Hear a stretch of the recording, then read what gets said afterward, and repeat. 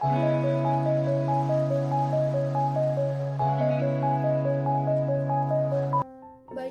Assalamualaikum warahmatullahi wabarakatuh. Perkenalkan, nama saya Dina Aulia Putri dengan NIM 1905124181.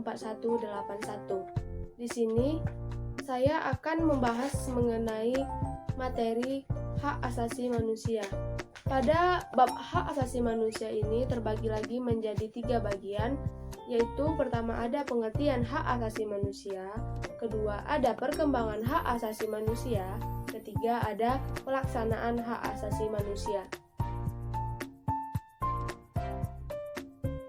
Baiklah, langsung saja kita masuk pada materi pembahasan, yaitu mengenai pengertian hak asasi manusia. Pada pengertian hak asasi manusia ini nantinya akan juga dijelaskan mengenai ciri-ciri hak asasi manusia dan sifat-sifat dasar hak asasi manusia. Pertama, mengenai pengertian hak asasi manusia. Untuk mengetahui arti dari hak asasi manusia, kita harus tahu dulu, apa sih hak itu? Apa sih hak asasi itu? Jadi, setelah saya membaca buku konsep dasar PKN, saya dapat mengambil arti hak dan hak asasi. Pertama, kata hak berarti segala sesuatu yang harus diterima dan didapatkan oleh setiap individu. Sedangkan kata hak asasi adalah hak-hak dasar yang harus diterima dan diberikan kepada setiap individu itu dari ia dilahirkan. Jadi, setelah mengetahui hak dan hak asasi, dapat diambil kesimpulan pengertian dari hak asasi manusia, yaitu merupakan hak dasar yang telah melekat pada diri setiap individu manusia dan merupakan suatu ciptaan dari Tuhan sejak manusia itu diciptakan. Dalam melakukan atau menggunakan hak, kita tidak boleh tidak melihat hak orang lain, karena setiap warga negara memiliki haknya masing-masing. Oleh karena itu, kita harus menyeimbangi antara hak kita, hak orang lain. Dalam hal ini, negara juga memiliki peran penting untuk memberi perlindungan kepada kita, menjaga hak asasi kita tanpa dibeda-bedakan, agar hak asasi setiap warga negara itu tetap terjaga dan tetap terlindungi dari dirinya dan negaranya. Selanjutnya, setelah mengetahui pengertian hak asasi manusia, kita akan membahas mengenai ciri-ciri hak asasi manusia. Pada ciri-ciri hak asasi manusia ini dikatakan oleh Rusnila pada tahun 2017. Pertama, HAM tidak perlu diberikan, dibeli maupun diwariskan. Karena telah kita ketahui pada pengertian hak asasi manusia itu, HAM itu diberikan langsung sejak kita lahir dari Tuhan. Itu berarti HAM itu tidak bisa dibeli ataupun diberi maupun diwariskan.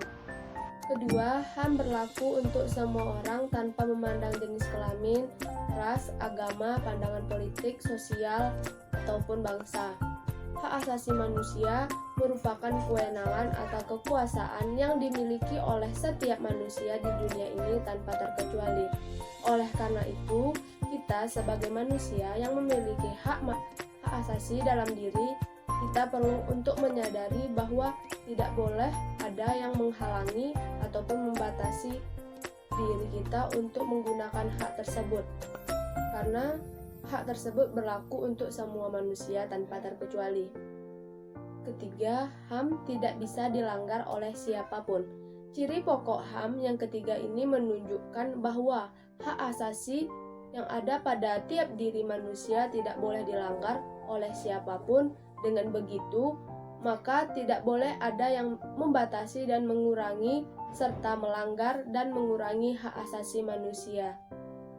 Setelah mengetahui ciri-ciri HAM, selanjutnya yaitu sifat-sifat dasar HAM. Sifat-sifat dasar HAM ini dikatakan oleh ahli Dudi dalam Kamus Besarnya pada tahun 2011, yang antara lain pertama, individual.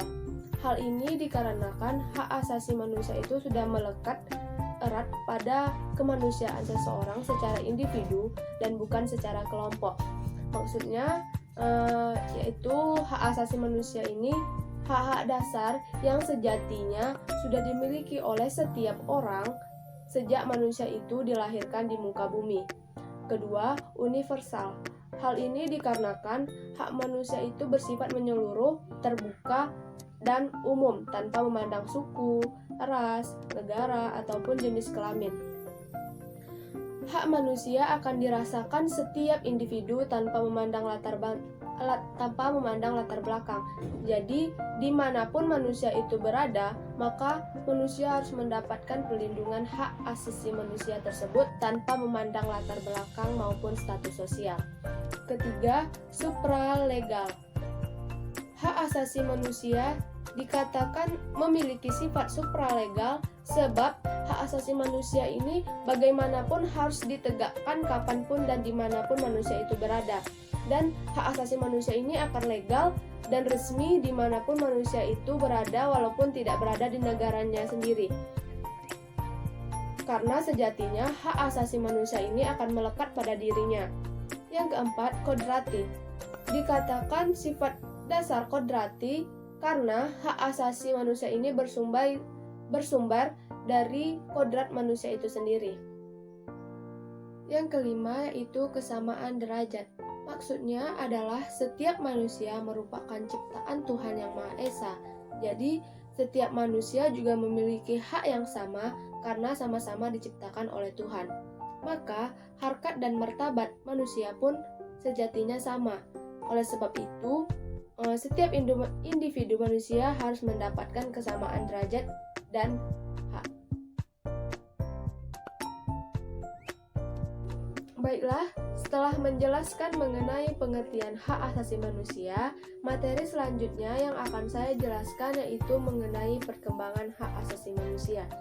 Pada perkembangan hak asasi manusia ini, saya mengambil kutipan dari yang dikatakan ahli Sulaiman pada tahun 2015, yang mana ia mengatakan di Indonesia itu terjadi perkembangan hak asasi manusia dalam dua periode. Pertama, yaitu periode sebelum kemerdekaan, yaitu pada tahun 1908 sampai 1945.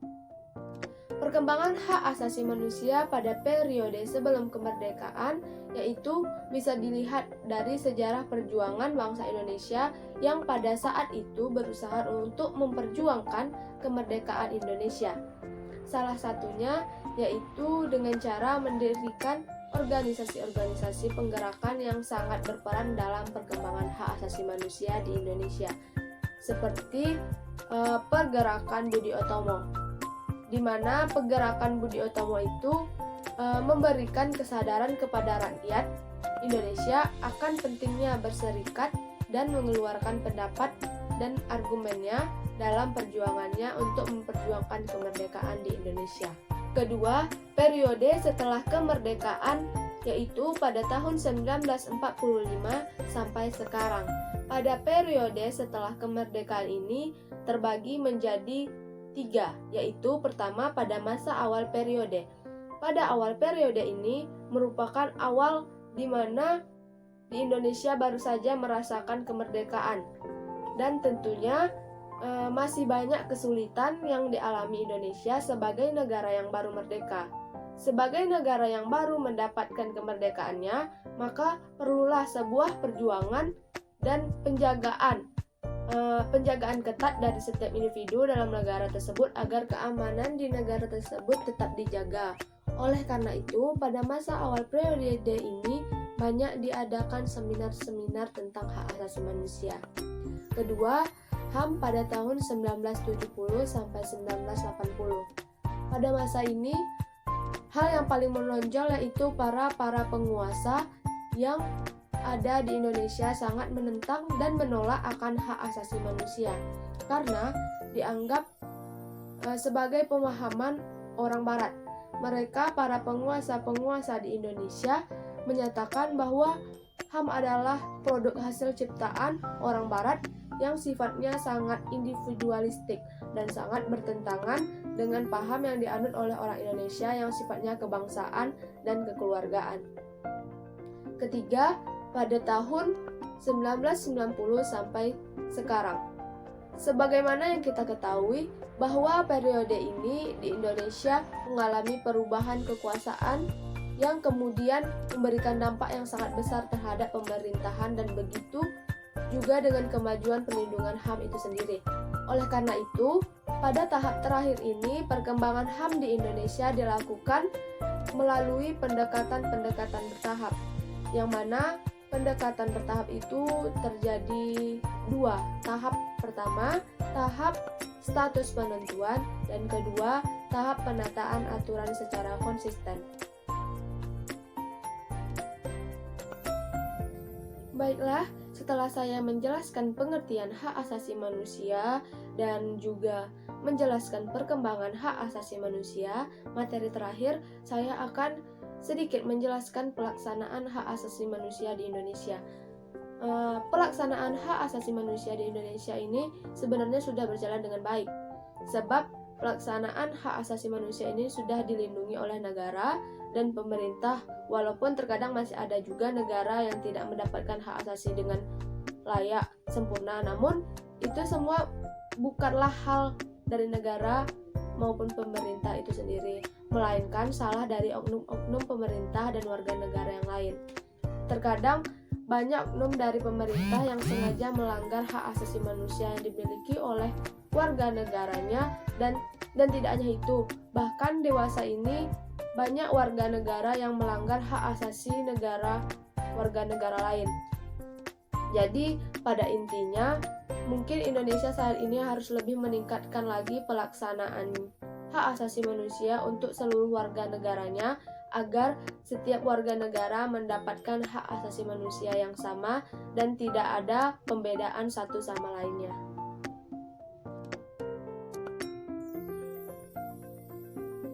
Baiklah, sekian penjelasan mengenai hak asasi manusia dari saya. Lebih dan kurang mohon dimaafkan. Wabillahi taufiq wa hidayah. Wassalamualaikum warahmatullahi wabarakatuh.